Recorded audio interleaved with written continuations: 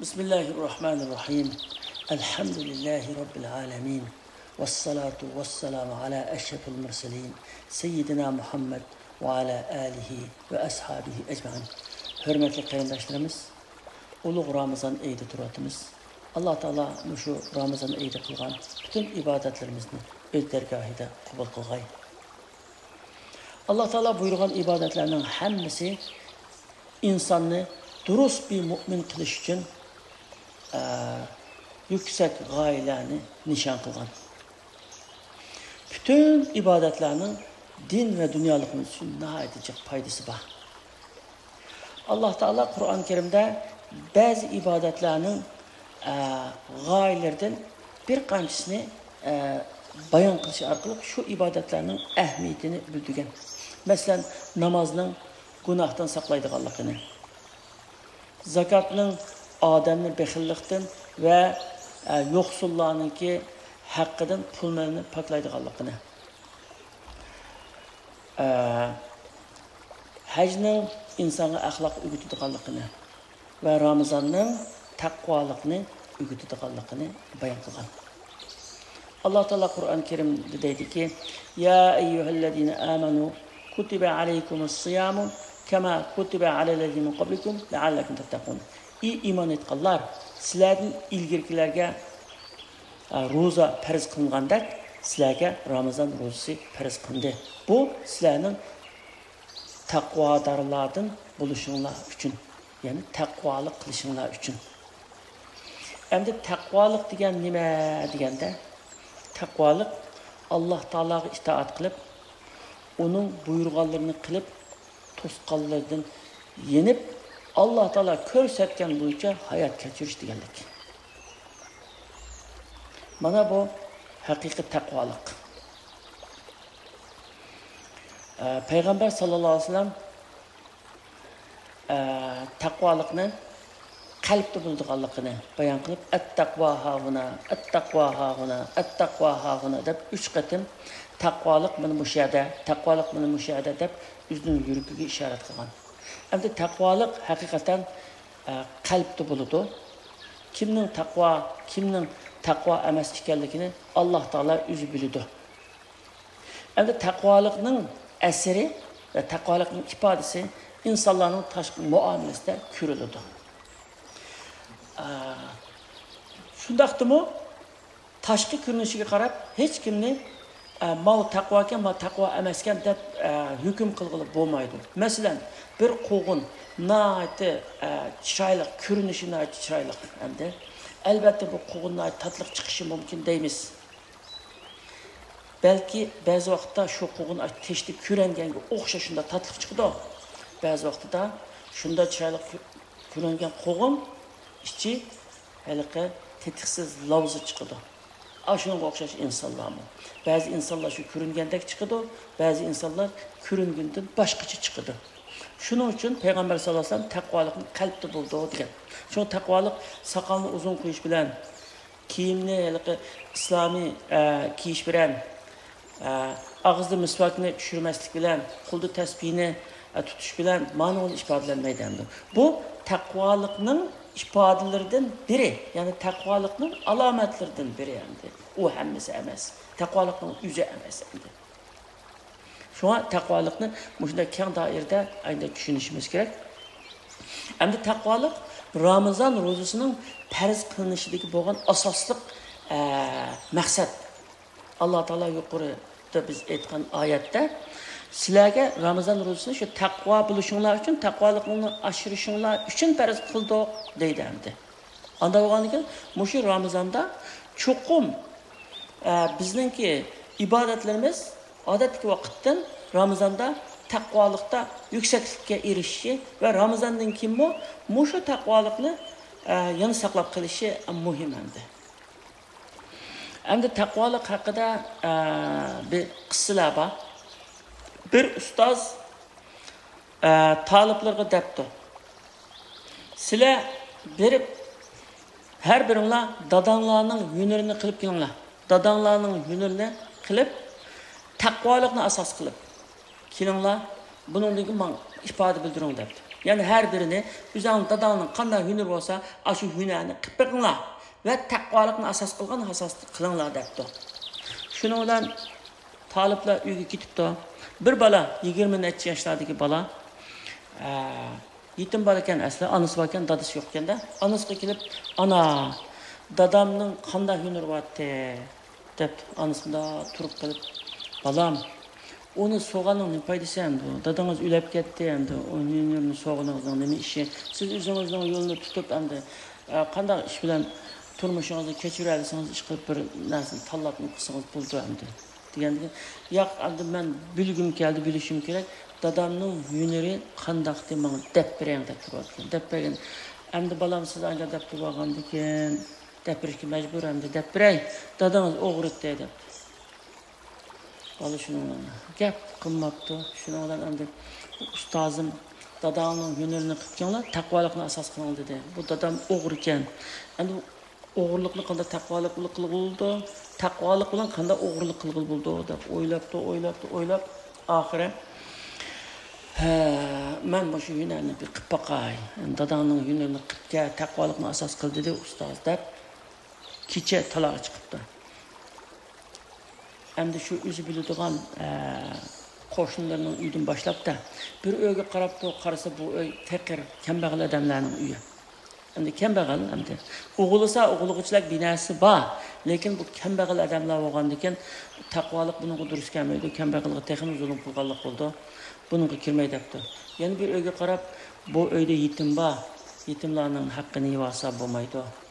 Deb o'tib ketibdi, bir qancha uyda shunda o'tibdi. Bir uyga qarab, bir sodiga, bir boyning uyiga qarab, hamma boyninki endi buning uyda o'g'il qilsam bo'lg'udak deb kiribdi.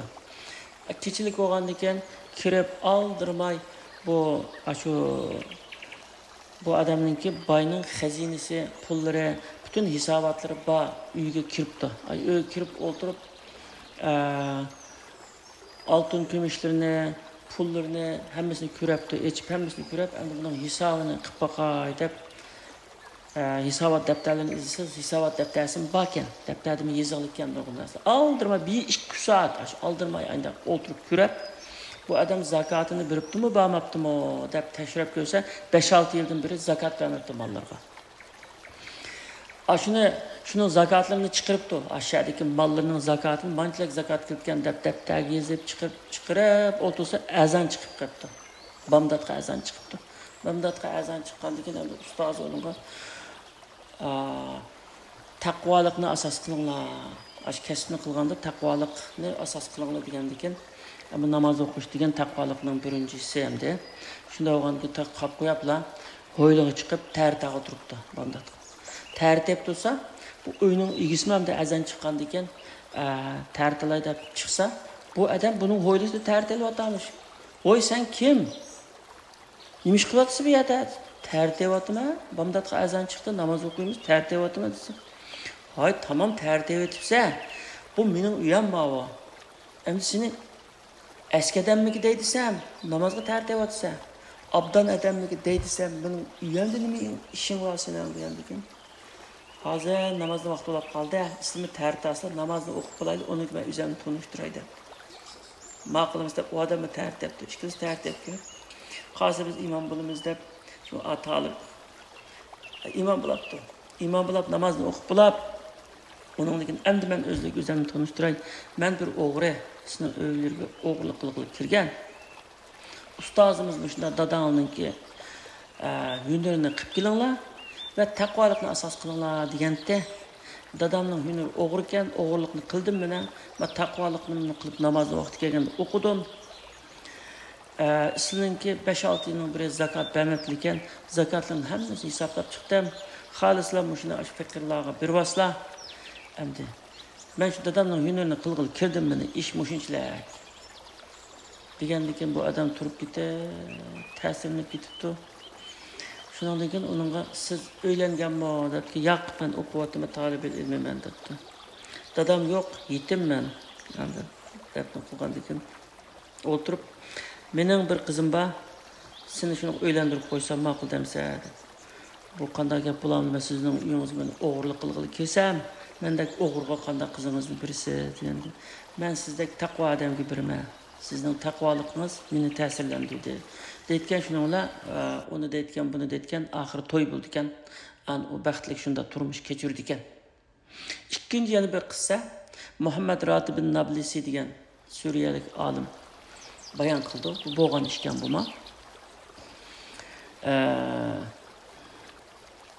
Bir kishi bir yosh yani 30 yoshlarga yetib qolgan bir yosh ishlaydi ekan bir do'konda.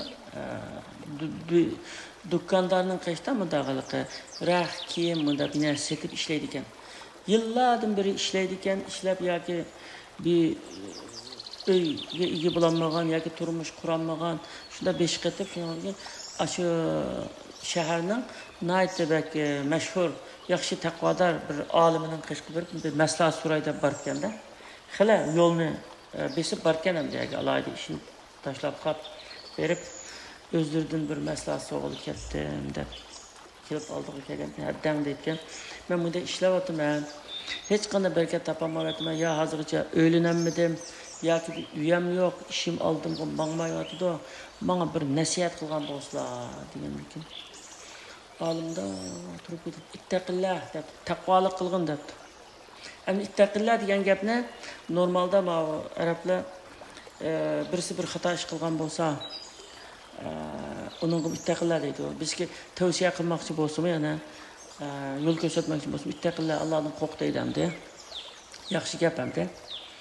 Ittaqillah deyotgan shunga ham yana bir nasihati bor o'xshaydi deb qarab o'tirsa bu olim o'zining kitob ko'rishi o'tiribdi vaqt o'tabdi shundan bilan boshqa gap qilmaydi o'xshaydi deb hazratim men turaymikan mesela degan ha ma'qul ketding Allohdan qo'rqing debdi yana boshqa gap qilmabdi shuni ishni bitib chiqib shuncha yo'ldan kelsam bu odam menga bir nasihat qildi deb kelsam ittaqillah deydi zaten Allohdan qo'rqaman men o'g'irlik qilmayman namozlarni vaqtida o'qiyman zaten Allohdan qo'rqaman qanaqa qilishim kerakdiki deb ketib berib o'ylab albatta bu oddiy olim emas bir narsani o'ylab taglik bu o'sha odamning degani bir qilib boqmayman menga bir ziyon yo'q qilib boqsam tajriba qilib boqsam degani bir qilib boqay deb tamom bu taqvolik deganni bir o'rganay deb kitob ko'rib taqvolik deganni haqiqiy o'rganibdi taqvolik deganni haqiqiy bir mas'uliyatchanlik vafodorlik buyurilgan ishni din va dunyolik har qanday ishni voyaga yetkazib qilish deganlik ekanligini o'rganib undan keyin men hayotimni mushu bo'yicha qilib boqay deb do'konda ishni qaytadan boshlabdi.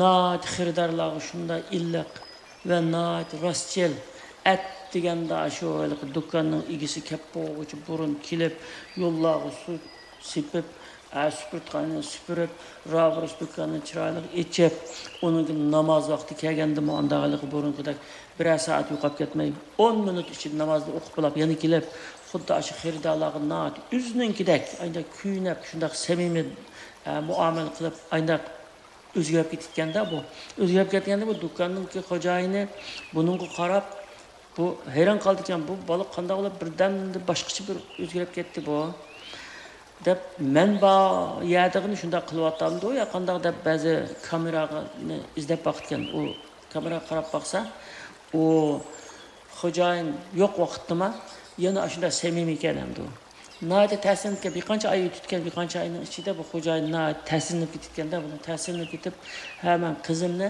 mushu bolaga bersam bo'lgan buningdan mas'uliyatchan buningdan taqvo bisini topolmadim men hozirgacha mushunaqa bersam bo'lgan degan kelib endi buningga qandoq buni aytman deb bir kuni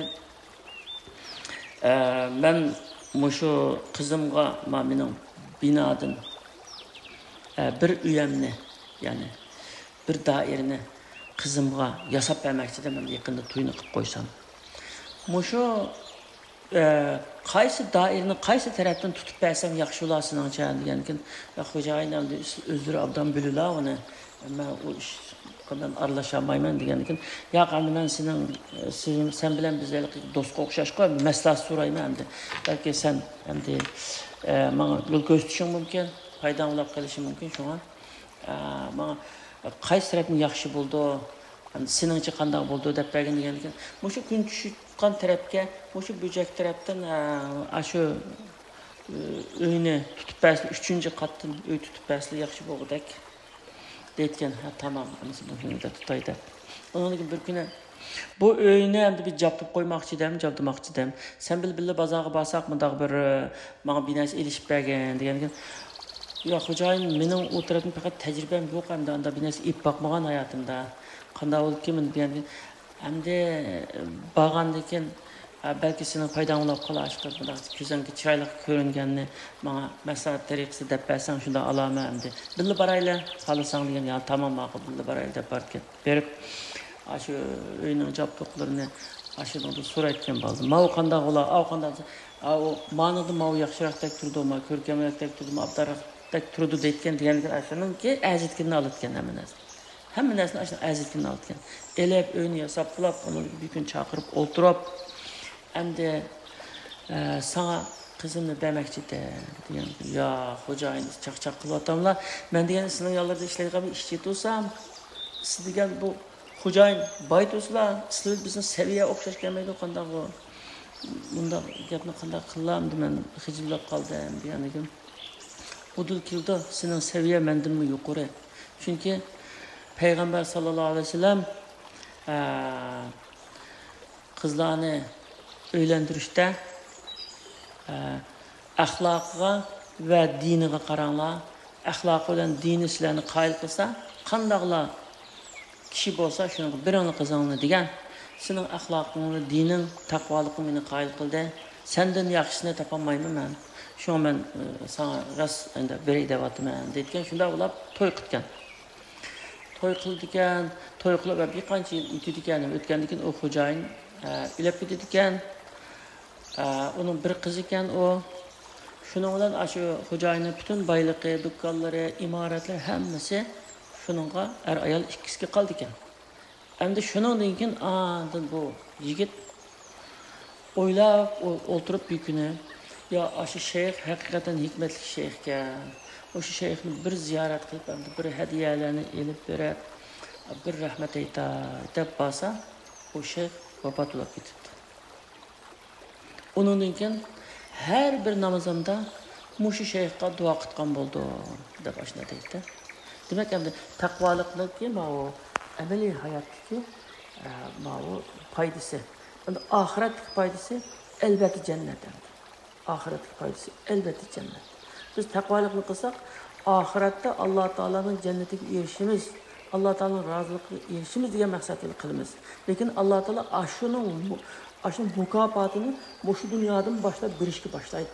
Shu dunyodan hozirdan boshlab berishga boshlaydi. Alloh taolo hammamizni taqvodor mu'minlardan qilsin, farzandlarimizni Alloh taologa bog'langan, vatanni suydigan, o'ziga xuju bo'lib yashaydigan, boshqalarga yordam qila oladigan solih farzandlardan qilsin. Amin.